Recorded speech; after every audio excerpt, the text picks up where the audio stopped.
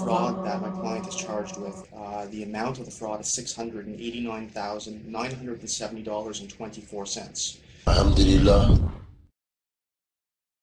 I met up with a woman, and that woman, she was Muslim, and her mom, she told me that I should look up into Islam, and it's then that I started doing my own research. So I was reading like books, and I read the Quran, and I was really surprised to find that in the Quran that they had like the same prophet that there was in the Bible. Even at a point that I didn't understood how Muslim will understand the Quran, because in the Bible they have like the beginning of the story, and the Quran just completed it. So and I started to do my own research, like even like a lot. I was researching, and the only problem that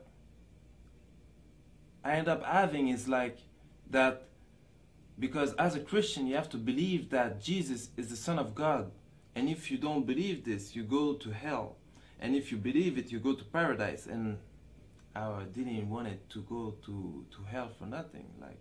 Like it had to be the true religion, so I had to really make some research. And alhamdulillah, I found that Islam was the truth, and I made my shahada. So right after I took my shahada, 3 days after, my mom called me and told me that the police was looking for me. So I went to see my lawyers, and they told me that I should give myself tin. So I went and I gave myself tin, but for the first time, it was the first time I went into jail as a Muslim. I'm here with my client Isaac, or known as Isaac Mushtakim, who is charged in Montreal with various offenses, particularly fraud, forgery, the use of forged documents. With regards to the fraud that my client is charged with, the amount of the fraud is $689,970.24. This would occurred in the year of 2006 over a 3-month period between the months of May and September. But there's a different side to Isaac that we know and that we've come across. Since his arrest, since these events, Isaac has completely turned his life around. I mean, notwithstanding this criminal record, I mean, breaking and entering, conspiracy to commit a criminal act, robbery, assault, mischief, intentional impersonation, I mean, the list goes on and on. Notwithstanding all of this, this individual has completely changed himself. He is no longer the person that he was when he was younger. He's married. He had a tough life. I mean, he grew up on the street. He grew up a life of crime and violence. That's no longer the person he is. He's married. He's a contributing member of society. He has a stable job. We have letters of recommendation from his employers. He's found religion. He's converted to Islam, and he's very observant of that. He commits himself to do charity work on a purely volunteer basis. No one has asked him to do this, and these are all signs of someone that has seen the process, seen that crime is not a life that he has chosen, and he has clearly indicated that he wants to be a contributing member of society, and that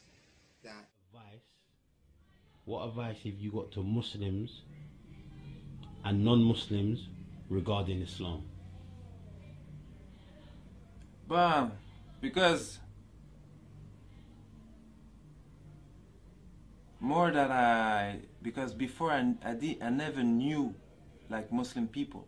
If there was Muslim people around me, I didn't know because they never talked to me about Islam. I really think that there was no Muslim around me.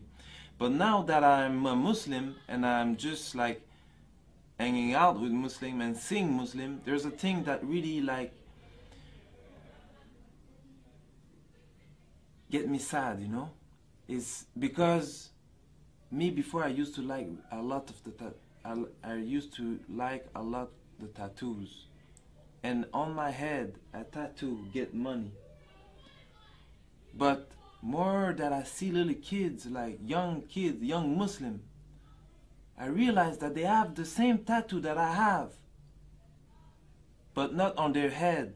They have it on their heart, and they want to compromise their Islam for money, for like seriously stupidity. Like I don't, and that get me like really sad that they don't know the value of what they really have,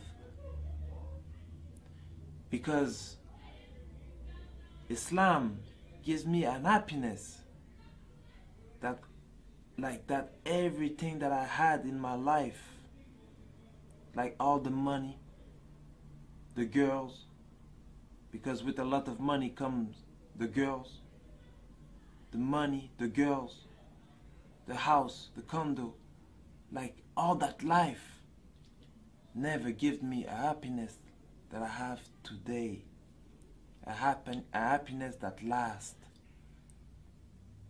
And for the non-Muslim, seriously, before, like I didn't know nothing. For real, me before, I will never thought I will be a Muslim. Never. Never.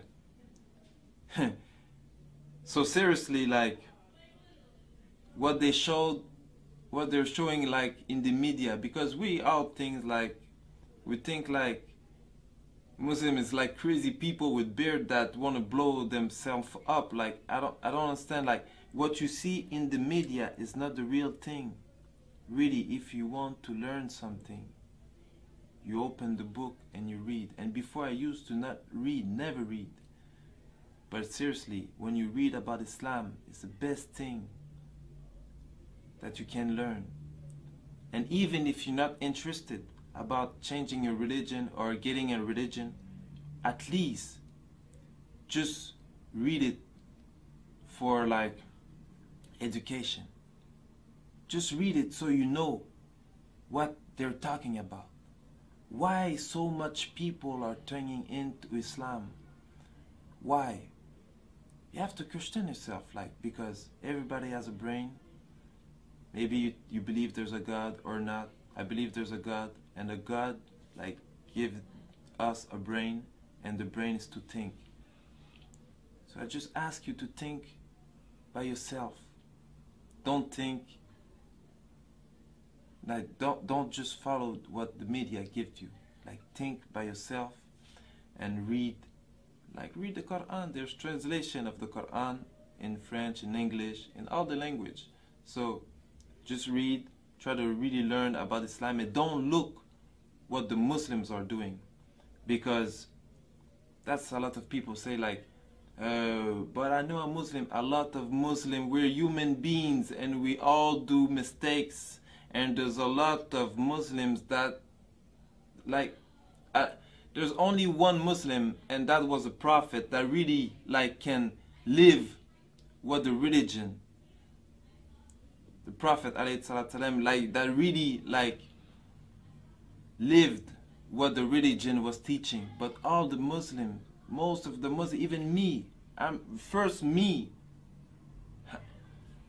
not a perfect Muslim. We all try to be good.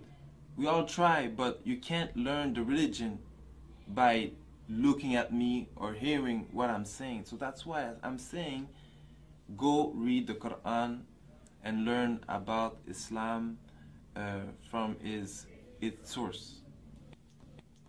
Assalamu alaikum wa rahmatullahi ta'ala wa barakatuh.